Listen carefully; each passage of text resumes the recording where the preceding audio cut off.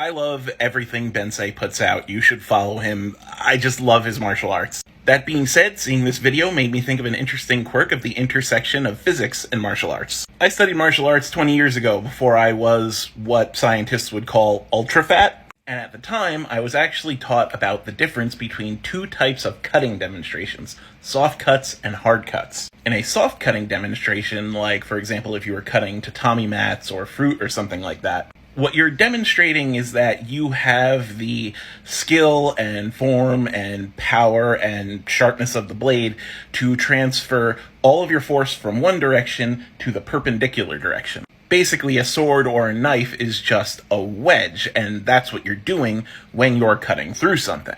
And you have to do this quickly and skillfully enough that the force of friction from the thing you're cutting doesn't overcome the motion of your blade.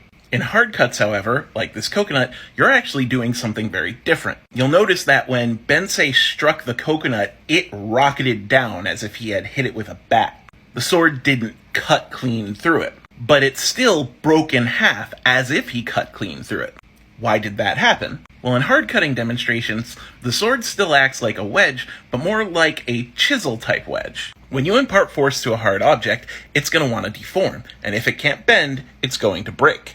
And it's going to break at its weakest point. Now, if Bensei hit that coconut with, say, a kanabo, it would try to deform, it would find weak points all around it, and basically it would vibrate until it cracked and then broke apart into a million pieces. But he didn't hit it with a kanabo, he hit it with a sword. And that initial strike of the sword may not have cut all the way through the coconut, but it did create the weakest point in the coconut.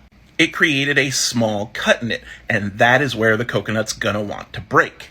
So the force gets imparted to the coconut, and it's gonna want to deform, and that force finds that small cut, and it starts breaking around that cut. So even though the sword didn't go all the way through the coconut, it still cuts the coconut in half. And that's why hard cutting demonstrations like this, even though they're not cutting all the way through and are using their force to crack the coconut, look remarkably different than, say, hitting the coconut with a blunt object.